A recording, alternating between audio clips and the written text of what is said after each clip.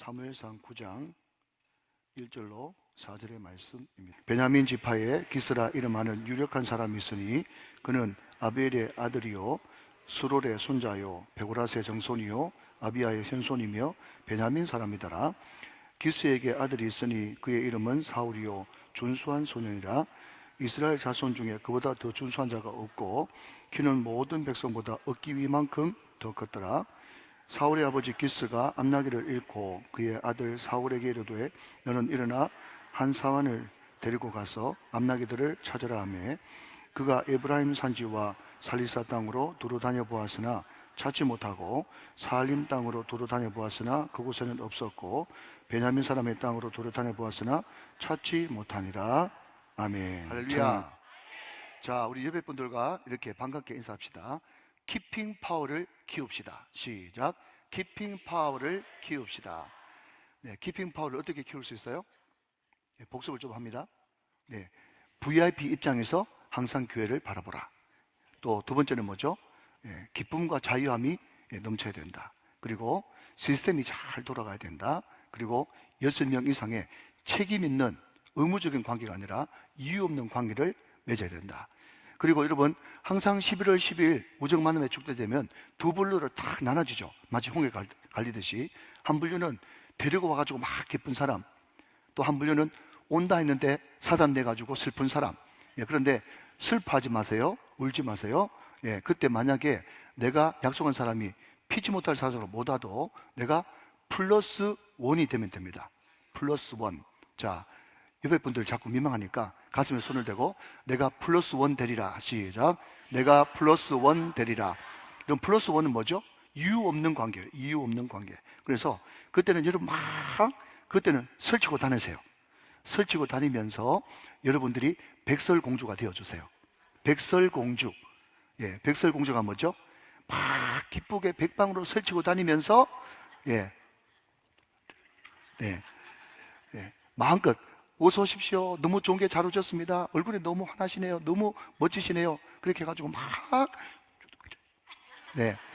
이렇게 다니면서 막 칭찬해 주시고 격려해 주시고 밝게 만드시는 플러스 원. 그래서 여러분 요즘에 셀카도 찍어야 되지만 누가 사진 찍어줘야 되잖아요. 그러면 여러분 데리고 나오지도 못했으면서 사진도 안 찍어주고 그렇게 하지 말고 늘 사진도 찍어주시고 그러면서 여러분 플러스 원이 되어주시면 됩니다. 또 그 다음 주 여러분이 또 주인공이 되시면 되니까요. 할렐루야.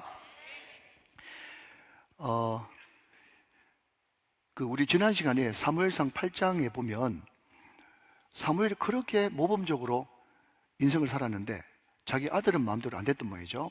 그래서 너가 아버지 같지 않다, 당신 같지 않다 그래가지고 우리도 왕이 있어야 되겠다 그렇게 이야기하니까 사무엘이 마음이 너무 아파가지고 기도했어요. 그랬더니 하나님께서 위로하시죠. 걔들이 너를 버린 것이 아니라 나를 버렸다 하면서 왕 세워줘라. 그런데 왕을 세우기 전에 정말 왕 세우면 어떤 일이 앞으로 벌어질지 이것을 꼭 알려줘라. 그래서 사무엘이 알아들을 만한 사람 다 불러놓고 이야기했습니다. 너 아들들은 이렇게 돼버릴 거다. 너 딸들은 이렇게 돼버릴 거다. 너가 모든 짐승들 다 세금으로 나갈 거다. 힘들 거다. 그런 이야기를 해줘도 귀뚱도 안 듣고 그래도 우리에게는 왕이 있어야 되겠습니다 하면서 고집을 피우는 바람에 여러분 드디어 왕이 세워집니다. 그것이 사울이라고 하는 이스라엘의 초대 왕, 1대 왕인데요. 그럼에도 불구하고 여러분 하나님께서 그것은 허락한 허용된 범위 내에서 왕이 세워졌어요. 여러분 제가 오늘 설교 2편을 할 거예요. 깜짝 놀라지 마세요. 마치는 시간은 똑같습니다. 설교 2편을 하는데 물론 여러분 한 편 통으로 하겠지만 그럼에도 불구하고 앞쪽은 그냥 보편적으로 우리가 받을 수 있는 그런 교훈과 진리 이것을 앞편에 두고 뒤편에는 조금 깊이 들어가서 한두 가지를 언급하면서 여러분 크게는 2편이고 하나 통으로 한번 살펴보도록 하겠습니다.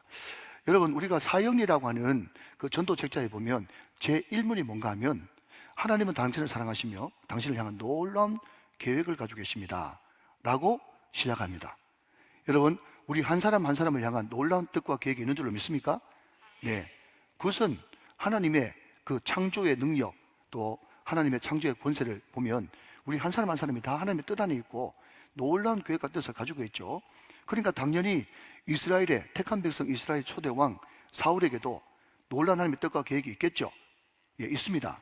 자, 그런데 하나님께서 그 놀라운 뜻과 계획을 보통 일반적으로 성경을 통해서 우리가 보게 되면 그 뜻을 나타내 주시는데 그냥 평범하게 일상 루틴을 통해서 그 뜻을 이루어 주신 것이 아니고 항상 어떤 사건, 그 사건 중에서도 고난과 어려움이라고 하는 그 사건을 통해서 하나님의 뜻을 이룰 때가 참 많더라 하는 것입니다.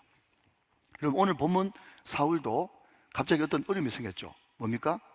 아버지의 암나귀들이 없어졌습니다. 자, 여러분, 암나귀 하나만 없어졌으면 암나귀 찾기 프로젝트입니다. 그런데 오늘 성경 보시면 암나귀들이라고 하면서 일단의 무리에 대해서 이야기를 하는 거예요. 그래서 그 놈들이 여러분 왜 집을 단체로 나가는지 모르겠지만 많은 사람들이 좀 합리적인 의심은 주위에 있는 어떤 사람 아니면 산적 내지 도둑죄들이 와가지고 암나귀들을 그냥 훔쳐가나 뺏어갔다, 예, 그렇게 해석할 수도 있단 말이죠.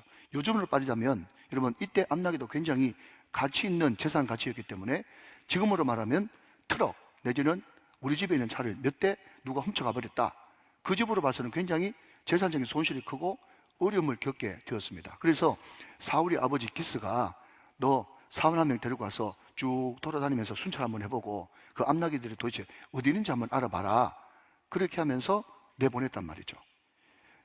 자, 여러분, 그런데 여러분 초창기의 사울은 말이죠, 여러분 이 성경을 읽을 때 하나 팁을 드린다면 우리는 사울의 마지막 비참한 순간을 다 알고 있지 않습니까? 그런데 마지막까지 우리가 다 아니까 마지막의 사울이라고 하는 인물을 가지고 여러분 9장에 처음 등장하는 이 사울을 자꾸 해석해 버리면요 성경이 재미없어 가지고 풀이가 안 됩니다. 아시겠죠? 자, 여러분 여로보암이, 예, 분열 왕국 여로보암이 굉장히 그 뒤에 택돔짓을 했습니다.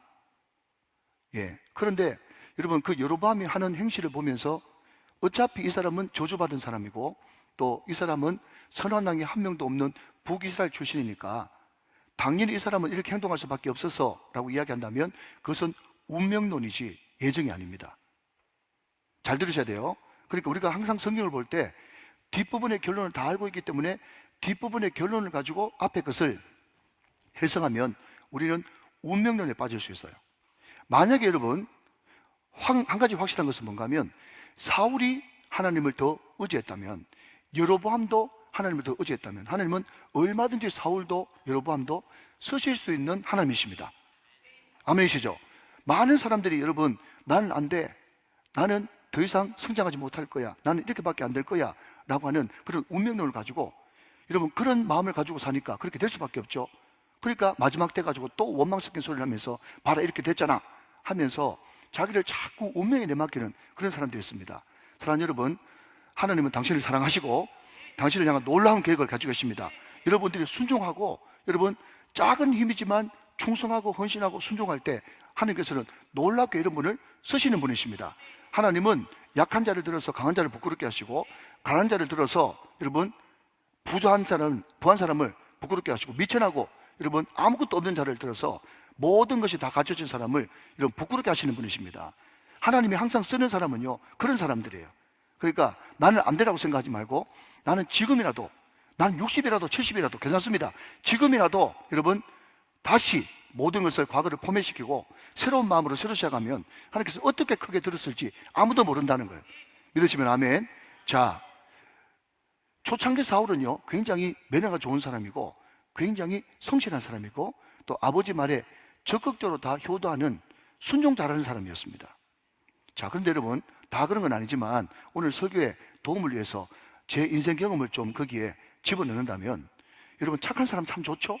그리고 부모한테 말 잘 듣는 사람 참 좋지 않습니까? 매너 있는 사람 참 좋지 않습니까? 그런데 착하고 효도하고 매너 있고 이런 사람들의 또 다른 반대 급부, 여러분 약점은 뭔가 하면요 고집이 셉니다. 착한 사람요 고집 얼마나 세다고. 여기 보니까 꼭 들킨 사람처럼 두 사람 웃는 사람이 있어요. 여러분 착한 사람이 고집도 셉니다. 그러니까 어떤 사람이 사울이라고 하는 인물을 이렇게 분석을 해놨더라고요. 성실한 완벽주의. 자, 여러분 대충 사는 사람 또 아버지 말을 귀뚱으로 듣는 사람은요 그냥 한 시간 훅 찾아보고 금방 아버지가 그렇게 애타가지고 앞나기 좀 찾아오느라 내보냈는데 30분도 안 돼가지고 동네 한 바퀴 휙 돌아보고 없던 데에 그런 사람 있어요, 없어요?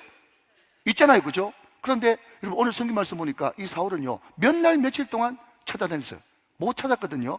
그러니까 그 뒤에 아버지 때문에 내가 죽을 고생했네 그러지 않고 사울이 뭐라고 이야기했는가 하면 내가 못 찾아가지고 몇 날 며칠 헤매는 걸 보면서 앞나기는커녕 우리 아버지 내 걱정해가 잠 못 자겠다 하면서 아버지 먼저 생각할 정도로 여러분 사람이 괜찮은 사람이었다니까요. 원래 그 사람이. 그런데 원래 성실한 완벽주의 사람은요 자기 틀이 잘 안 깨집니다. 그래서 성실한 완벽주의자는 착하고 여러분 효도 잘하고 굉장히 여러분 자기 일에 최선을 다하는데 다른 사람 이야기하는 걸 잘 안 들어요. 그런데 옆에 있는 여러분 사환이요 굉장히 지혜로운 사람이었어요. 그래서 저는 성경 안에 들어가 봐가지고 물어봤어요. 하나님, 이 사환이 지금 안나기 찾으러 갈 때 이 사환이 사울을 끝까지 좀 따라다니면서 왕대도 보필했으면 사울이 이 지경까지 안 됐을 텐데 사람 잘못 쓰는 밤에 그래 됐군요 하면서 이 사환이 굉장히 보배로운 사람이더라고요. 그래서 이제 사울이 어떻게 할까 그렇게 이야기를 하고 있는데 그 사환이 하는 말이 요 근처에 선견자, 옛날에는 선지자와 선견자가 같이 동일어로 왔다 갔다 스위치하면서 독일한 의미로 쓰였습니다. 이 선견자가 있는데 이 사람한테 물어보면 다 가르쳐 줄 겁니다. 이 사람은 저 위에 다음부터 저 밑에 부엘세바까지 저 북부부터 남부까지 온 이스라엘이 이 사람의 영적 권위와 말씀의 능력을 다 인정합니다. 이 사람은 대단한 인물입니다. 그렇게 이야기했더니요 성실한 완벽주의, 자기 세계가 딱 틀이 갖춰진 사람은요 뭐라고 얘기하는 거면 그래 하면서 남의 말 들으면 좋겠는데 하는 말이 돈 없는데 그렇게 이야기하는 거예요. 여러분 굉장히 예의 바르지만 돈 없어가지고 못 만나겠다 이럴 뜻 아닙니까? 그러니까 여러분 중요한 것은 뭔가 하면 첫 번째, 하나님은 우리를 사랑하시며 우리를 향한 놀라운 뜻을 가지고 계십니다. 근데 그 뜻을 하나님께서는 보통 어떻게 이루시는가 하면 고난, 예상치 못한 어려움이라는 것을 통해서 하나님이 사무엘과 사울을 만나게 해주시는 하나님의 뜻이 있는 거예요. 자, 첫 번째 됐죠? 근데 두 번째, 여러분, 그런데 그 사무엘을 만나고 사무엘을 통해서 하나님을 만나는데 장애가 뭔가 하면 자기 나름대로의 장점인데 성실한 완벽주의. 그 사람들은 착하기는 착한데 뭐다? 자기 틀이 세고 자기 고집이 세고 여러분 또 무언가를 더 완벽하게 안 갖춰지면 사람을 안 만나는 자기의 왁구, 카테고리가 굉장히 강한 사람이란 말이죠. 여러분 그런 사람 있지 않습니까? 예를 들어서 내가 오늘 급하게 너 남자친구하고 미팅 시켜줄게 이렇게 이야기를 하니까요 그 사람이 하는 말이 나는 오늘 옷을 이렇게 입고 얼굴 세수도 안 했는데 그래가지고 그 사람 대신에 딴 사람이 가가지고 그 좋은 남자 만났다는 것 아닙니까? 웃으라고 이야기하는데도 죽으라고 안 웃네요. 네. 그러니까 여러분 자기 틀이 꽉 있는 사람은요 굉장히 힘들어요. 힘든단 말이죠. 여러분 제가 이 앞에 이야기 중에 하나 제가 참 재밌게 본 것은 뭔가 하면 오래전의 이야기인데 어떤 남자가 대학교 앞에서 말이죠 대학교 앞에서 봉투를 하나 주었는데 거기에 엄청난 대학교 한 학기 등록금 될 정도로 돈이 있더랍니다. 그런데 그때 이 남자도 너무 가난해가지고 어떻게 생각하냐면 그냥 빨리 경찰서 갖다 줘야겠다, 주인 찾아야 되겠다 이렇게 생각 안 하고요 이게 하나님의 선물인가 이렇게 생각을 했다는 거예요. 그런데 도무지 자기 안에 신앙적인 양심에 부딪혀가지고 안 되겠다 싶어가지고 그 봉투를 가지고 기다리니까 말이죠. 기다리니까 그 모녀 둘이가 막 와가지고 말이죠 막 주변을 막 쳤더랍니다.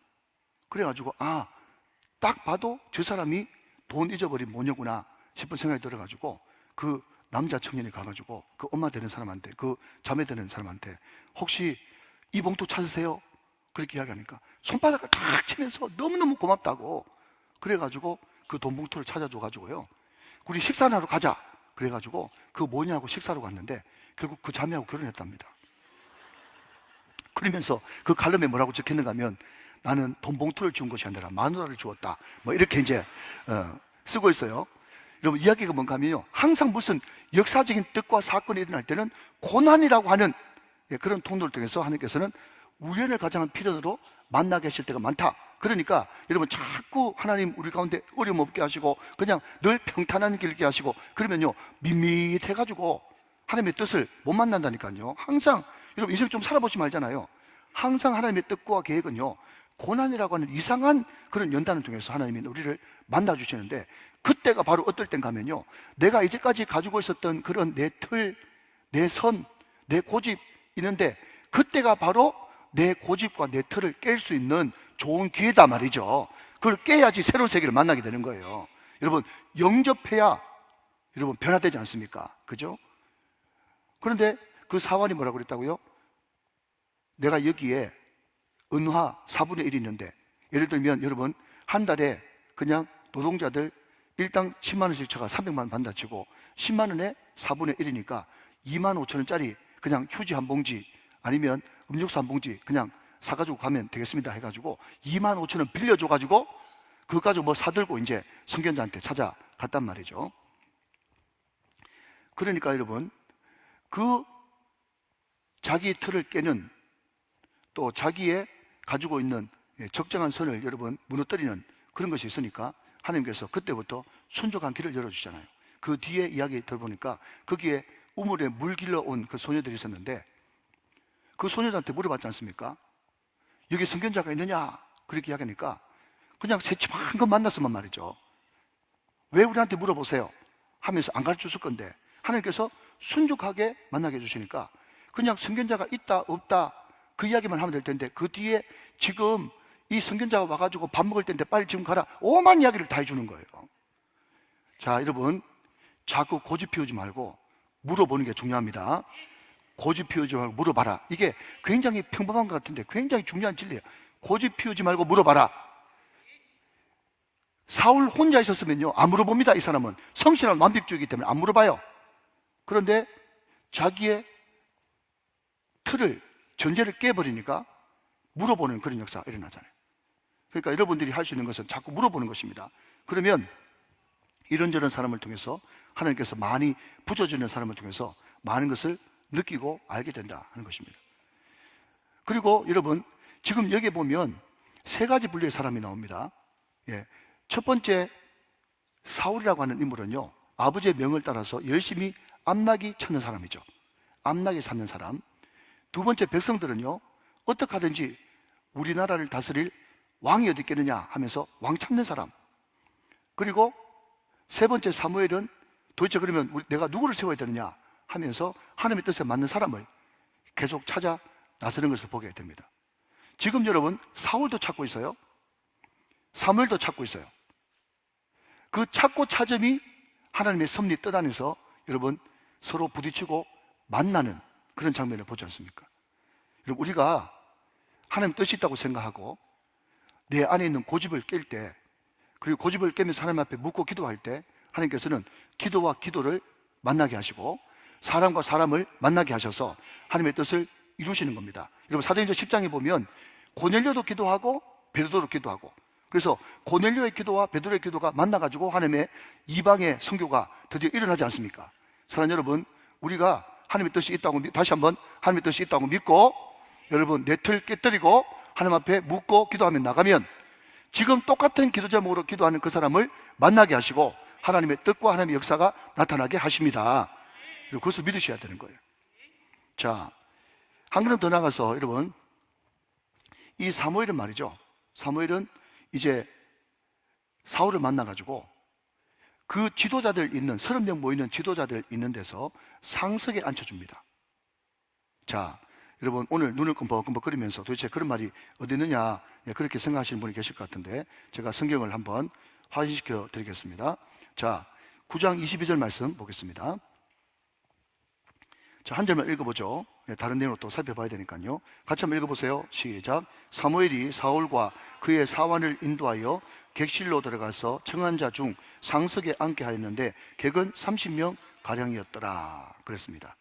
자, 여러분, 제가 왜 이것을 소개하는가 하면 아시는 대로 베냐민은 이스라엘 12지파 가운데 가장 약한 지파였어요. 그러나 여러분 굉장히 용맹스럽죠. 왜냐하면 이 베냐민 지파가 사사기에 보면 나머지 11지파하고 싸워가지고 완전히 멸족당할 위기에 있었지만은 600명 남겨놓고 끝까지 싸울 정도로 전투력이 뛰어난 그런 민족이었습니다. 그러나 그럼에도 불구하고 그때 많이 죽어버린 바람에 지파 가운데 가장 작은 지파예요. 그런데 이 사무엘을 통해서 사울이 기름 부음을 받고, 사울이 어디 있느냐, 그 사람 하나님께 세웠다 그러니까 옛날에는 행구 아니면 짐 쌓아둔 거기에 숨어가지고 안 나왔어요. 그러니까 여러분, 사울이 인물 멀쩡하고 또 집안도 좋고 하지만은 그 내면은 어떻습니까? 아버지가 너무 세서 그런지 모르겠지만 성실한 완벽주의, 소심한 그런 마음이 있었단 말이죠. 그런 낮아져 있는 그런 자존감을 하나님께서 30명 있는 이스라엘 지도자 앞에서 제일 상석에 앉힘으로써 하나님께서 그 사람을 세우기 위해서 자존감까지 회복시켜주는 그런 따뜻한 하나님의 작은 손길 내지는 세심한 손길을 우리는 보게 된다는 거죠. 자, 여러분, 이렇게 성경을 해석해도 너무너무 감동이 되고 배울 게 많죠? 그런데 우리는 한 걸음 더 나아가는 것이 중요하다 하는 것입니다. 자, 여러분, 그런 의미에서 1절 말씀을 다시 한번 보시겠습니다. 이제 2부 시작되었습니다. 볼펜 드시고, 베냐민 지파의 기스라 이름하는 유력한 사람이 있으니. 자, 기스, 거기에 그냥 밑줄을 잠깐 그어 보시고요. 네, 기스라고 하는 이름의 뜻은 서 있는 자, 이것을 의역을 하면 용맹한 자, 이런 뜻입니다. 자, 저를 보시면서, 볼펜 들고 그냥 저를 보시면서 한번 따라 하시기 바랍니다. 성경에 족보가 나오면 집안이 좋다. 여러분, 사무엘상 1장에 사무엘 집안 이야기할 때도 그 아버지 누구, 할아버지 누구, 정자 할아버지 누구, 고자 할아버지 누구, 그거 1장 1절에 나오는 거 보셨죠? 그죠? 그러니까 무조건 성경에 많은 족보들이 등장하는데 족보 등장하면 일단 집안 좋은 거예요. 자, 그런데 여러분, 사울의 집안 이야기하면서 그 아버지 기스다라고 얘기하면서 그 기스가 누군가 하면 베냐민 전투적인 집안 중에서도 서 있는 자니까 대장이고 용감한 자예요. 그러니까 아버지가 끝내주는 거예요. 자, 그런데 여러분 1절 후반절을 읽어보시면 계속해서 아벨의 아들이요, 수룹의 손자요, 베고라스의 정손이요, 아비의 현손이요, 베냐민 사람이었더라 라고 하는 것은요, 성경에 족보가 등장하면 뭐가 좋다? 일단 집안이 좋은 거예요. 집안 좋은 거예요? 예, 집안 좋은 건데, 자, 그런데 그 아버지가 정말 대단한 사람인 것은 기스라 이름하는 유력한 사람이 있으니, 유력한 사람, 이것을 히브리 원어로 깁보르 하일, 깁보르 하일이라고 하는 단어를 써요. 깁보르라고 하는 단어를 써요. 그런데 여러분, 이 유력한 자 깁보르 하일이 어디에 등장하는가 하면 보아스에게 등장합니다. 보아스가 유력한 자였어요. 한마디로 말하자면 뭐죠?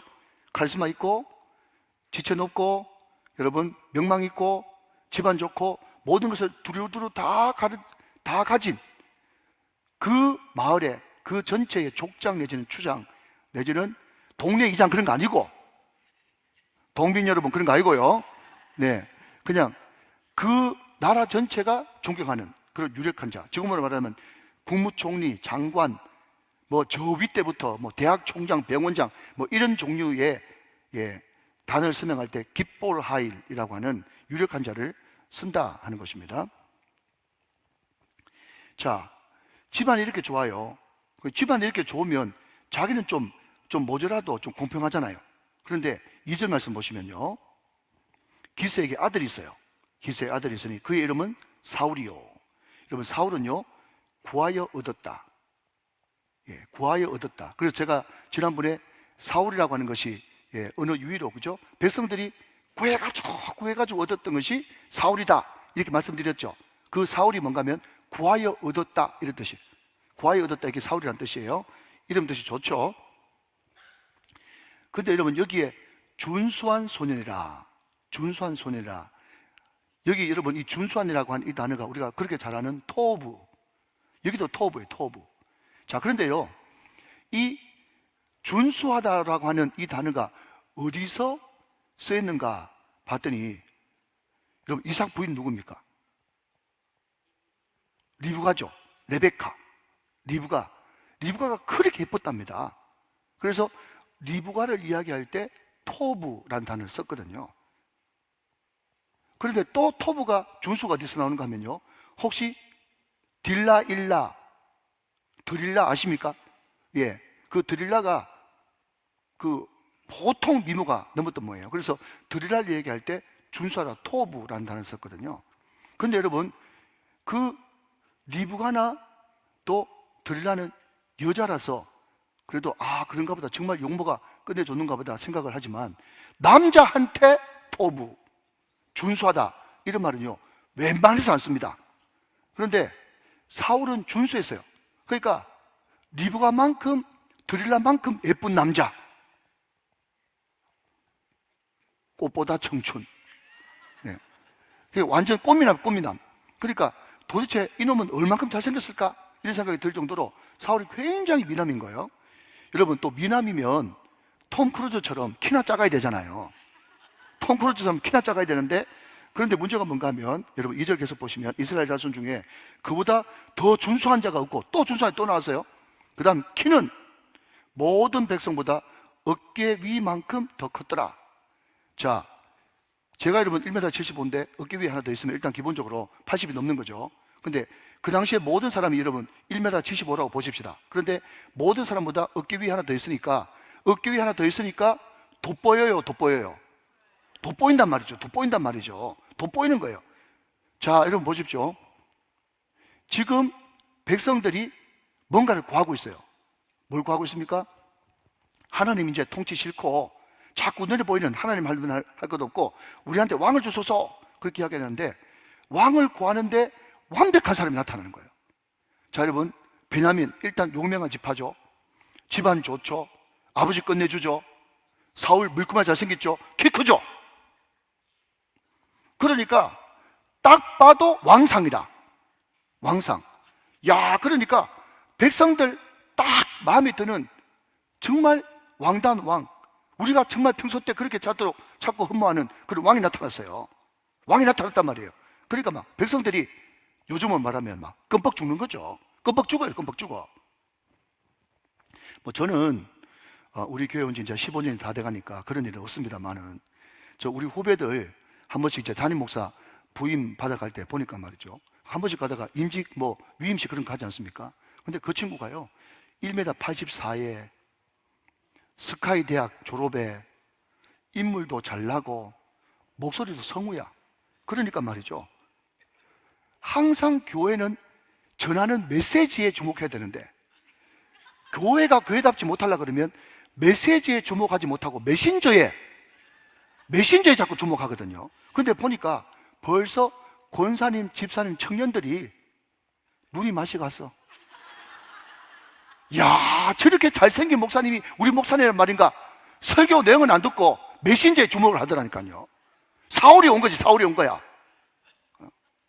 저야 뭐 15년 지났으니까 뭐 전혀 여러분들이 뭐 관심도 안 가지고 뭐 어떤 옷을 입고 오든지 뭐 그런 거 전혀 상관 안 하니까 메시지만 주목하게 돼서 너무 감사해요.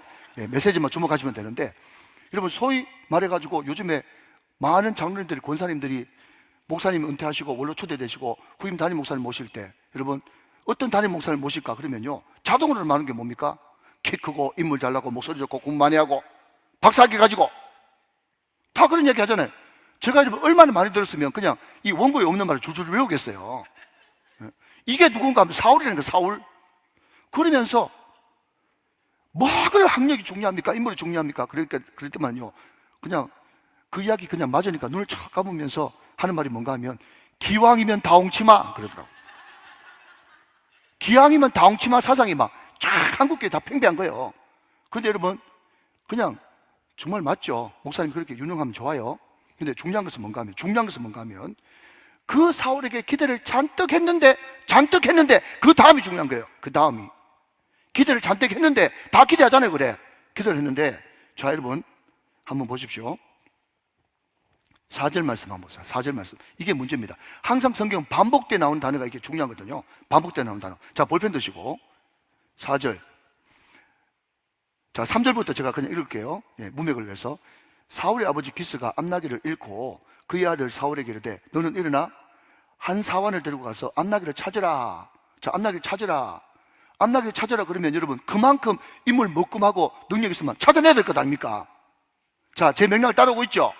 찾아내야 되는데 4절 말씀 보니까 그가 에브라임 산지와 살리사 땅으로, 그 다음 두루 다녀 보았으나, 자 반복이 나옵니다. 두루 다녀 보았으나, 그 다음 네모로 찾지 못하고. 네모 했습니까? 여보세요? 대답 좀 하면서. 그 다음 살림 땅으로 두루 다녀 보았으나, 또 나오죠. 그곳에는 없었고. 이런 거 보면 너무너무 고소하고 내 입장에서는 너무너무 고사하고 재밌어. 자, 그 다음 베냐민 사람의 땅으로 두루 다녀 보았으나 시작 찾지 못하니라. 여러분, 제가 이걸 보면서 제가 속으로 뭐라고 되냐면, 하나님이 지금 내가 원하는 답을 지금 지어냈나 싶을 정도로 여러분 딱 그대로 말씀해 주시는 거예요. 자, 다시 한번요. 집안 좋다니까요.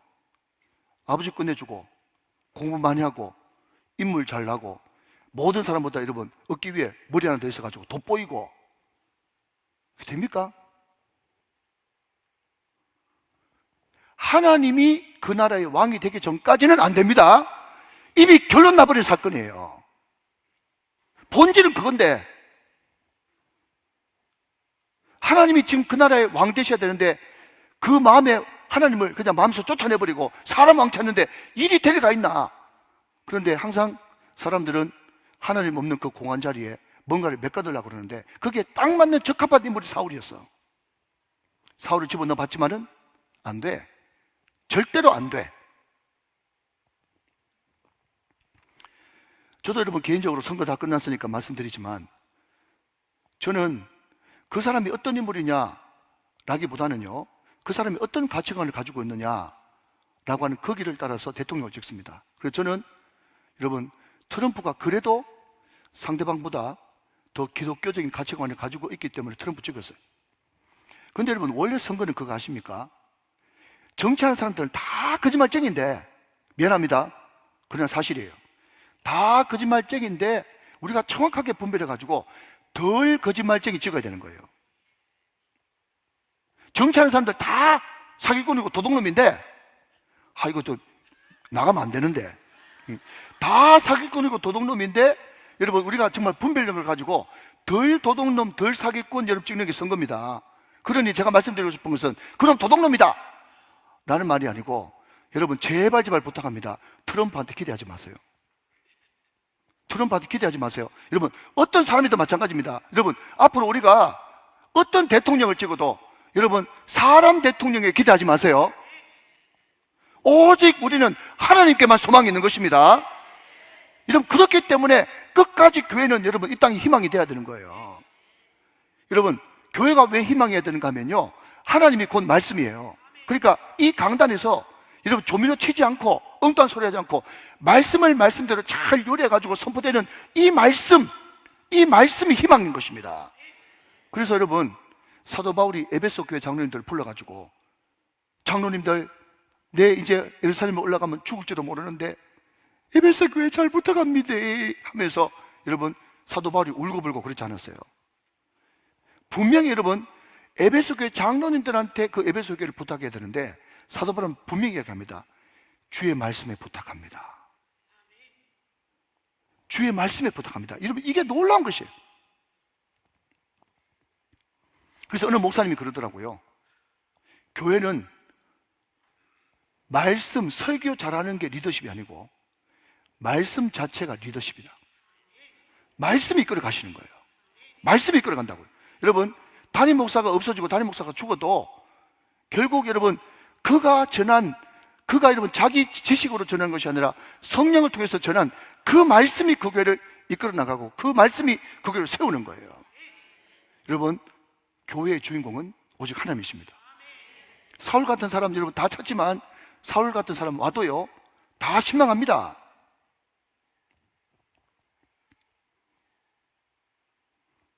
오직 말씀. 자 여러분 세 번 반복을 하나 더 보도록 하겠습니다. 사사기 8장 22절로 23절 말씀을 보겠습니다. 자 여러분 사무엘상과 사사기가 멀지 않으니까 잘 접어놓으시고 자 여러분 사사기 8장으로 한번 가보세요. 사사기 8장으로 한번 가보십시다. 제가 가진 성경 구약 375쪽에 있습니다. 사사기 8장 22절 23절 볼펜 드시고 찾으셨으면 아멘. 자 제가 한번 읽어보겠습니다.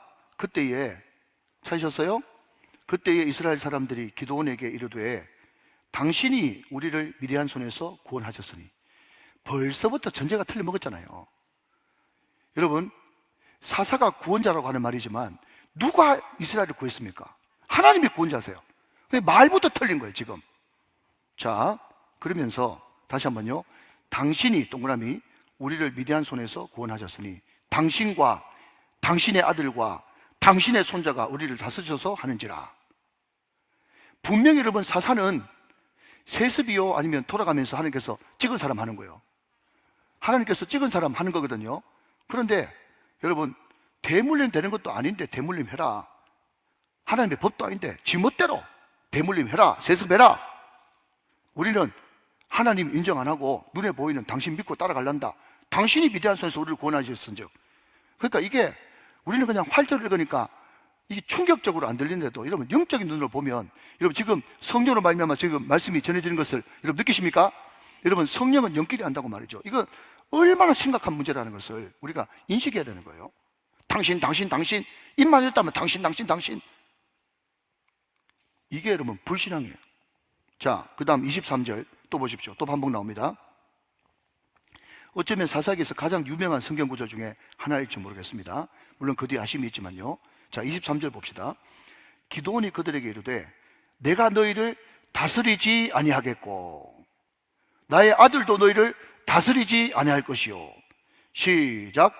여호와께서 너희를 다스리시리라 하니라. 아멘이십니까?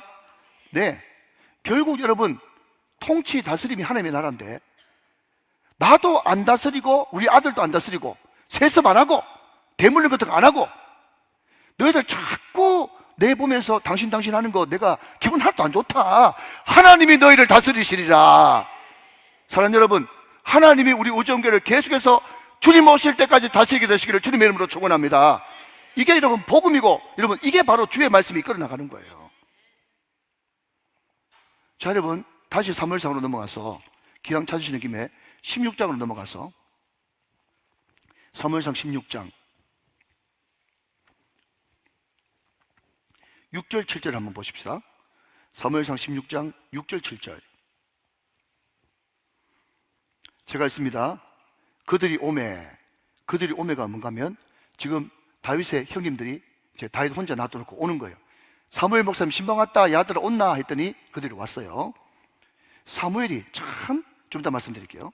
사무엘이 엘리압을 보고, 엘리압은 다윗 집안의 첫째 아들이거든요.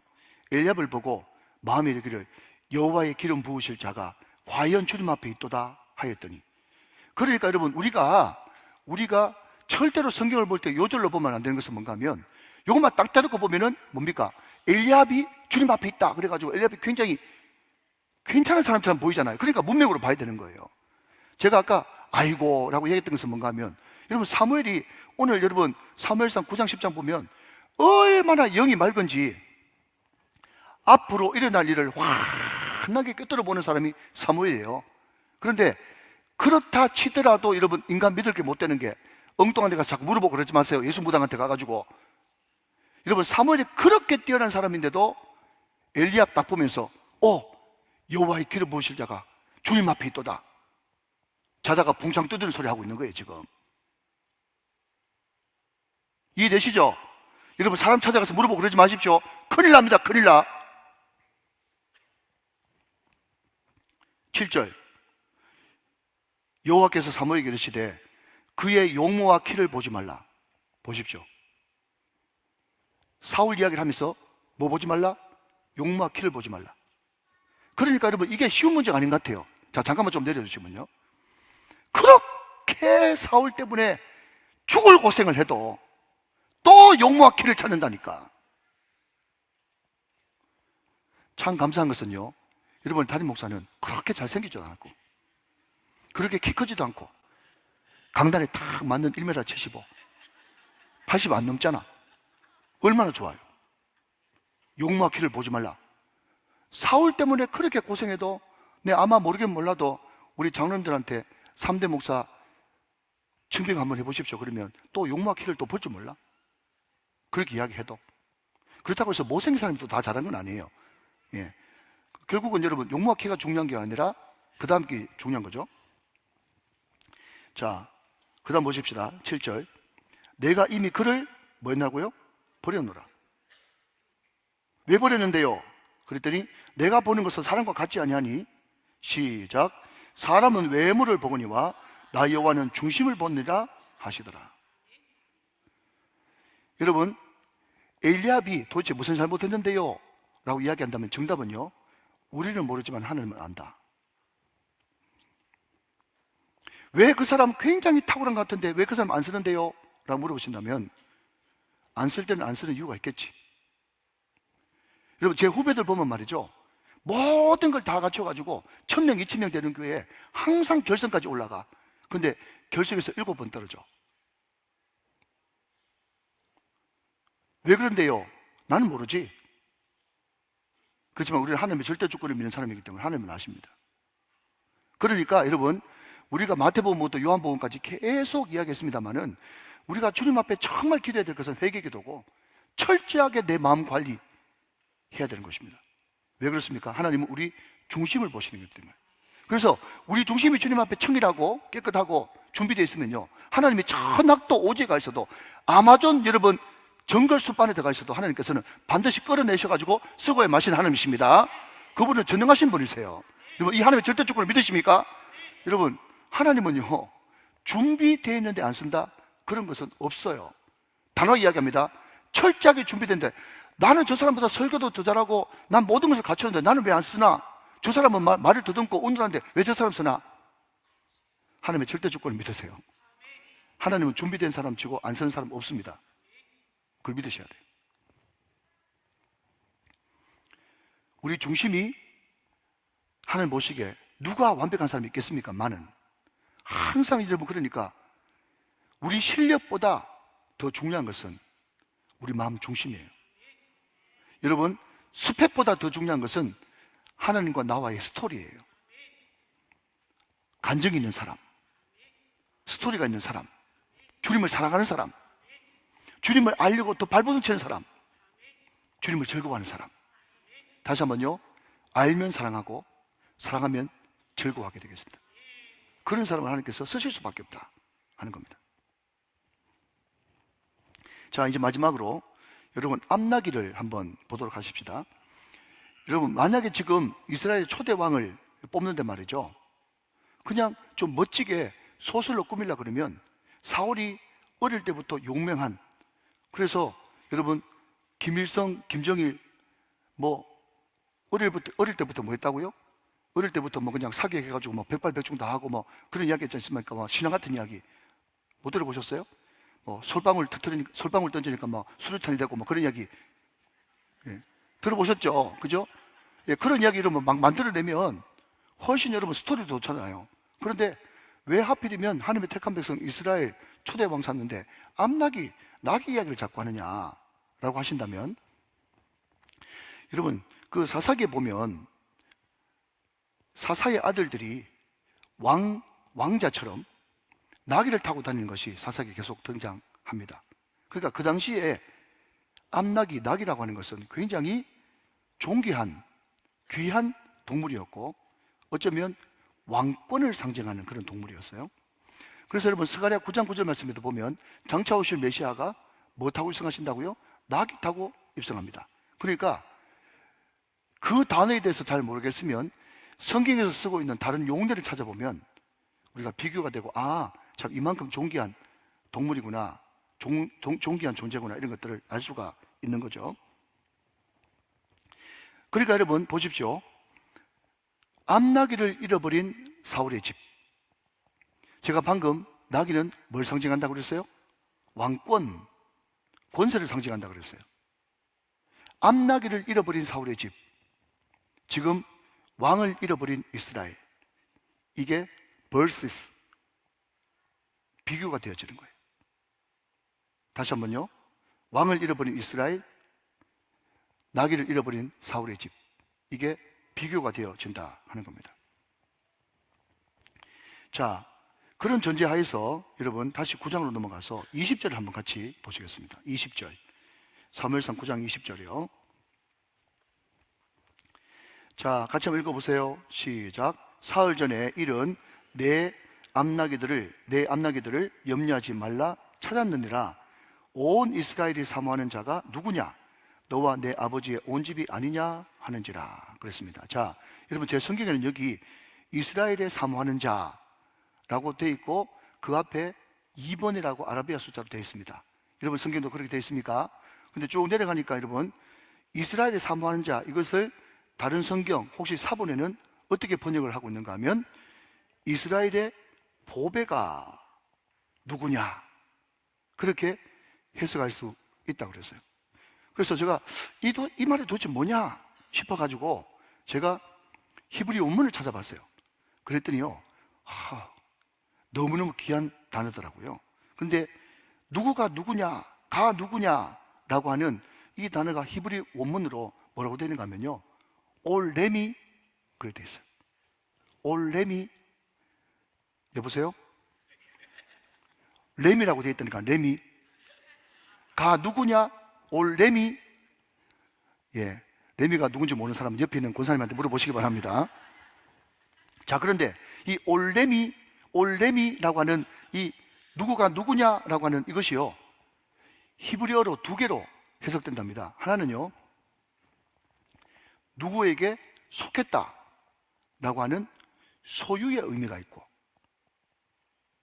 자, 한번 뭐가 누구냐라고 하는 이것이요, 그러니까 이스라엘의 사모하는 자가 누구냐, 또 이스라엘의 보배가 누구냐 할 때 그 누구냐가 그냥 소속, 어디에 속했다, 소속, 소유, 예, 이런 의미가 있고, 또 하나는 누구를 바라보고 있느냐, 누구에게 달려가느냐, 누구를 향하고 있느냐 라고 하는 사명으로 해석할 수 있다는 거예요.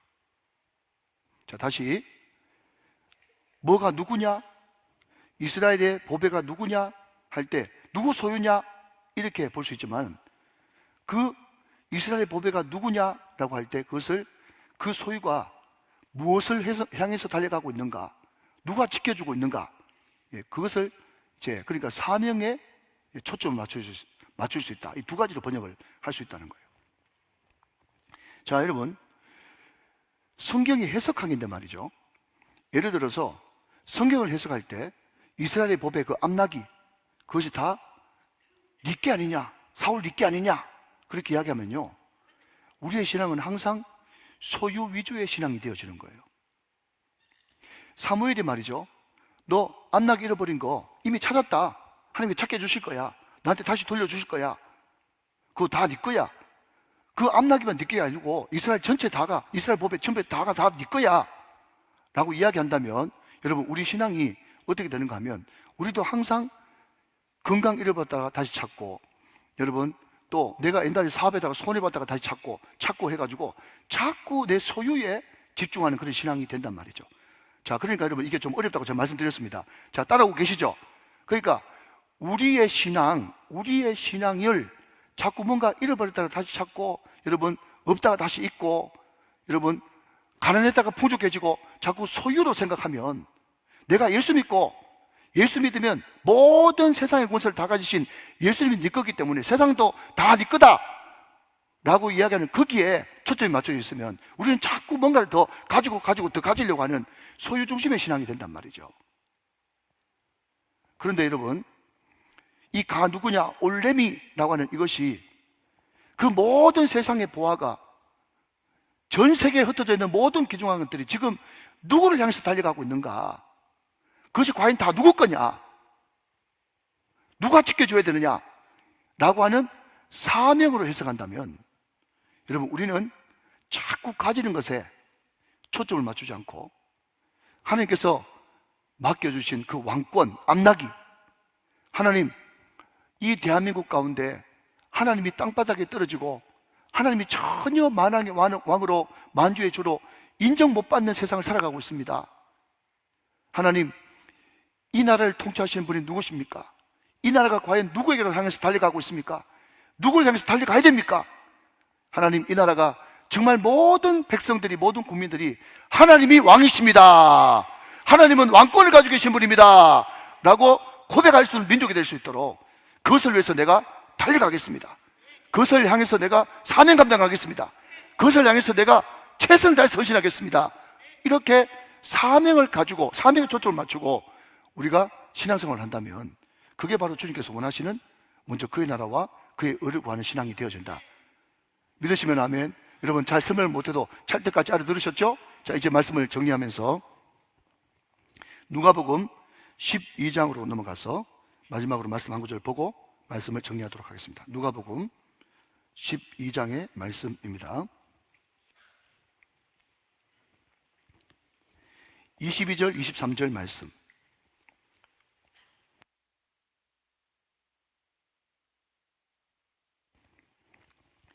누가복음 12장 22절, 23절 말씀. 같이 한번 읽어볼까요? 마지막으로 시작. 또 제자들에게 이르시되 그러므로 내가 너희에게 이르노니 너희 목숨을 위하여 무엇을 먹을까 몸을 위하여 무엇을 입을까 염려하지 말라. 목숨이 음식보다 중요하고 몸이 의복보다 중하니라. 자, 한번 따라해 보실까요? 우리 마지막으로 잠을 깨우면서 무엇이 중한디? 시작. 무엇이 정한디? 영화 곡성에 나오는 유명한 대사죠. 무엇이 중한디? 무엇이 중한디? 뭐가 중요합니까? 결국 여기서 이야기하는 중요한 것은요, 목숨이에요. 생명이에요. 우리 몸이에요. 몸은 여러분 곧 생명 아닙니까? 생명은 전부 아닙니까?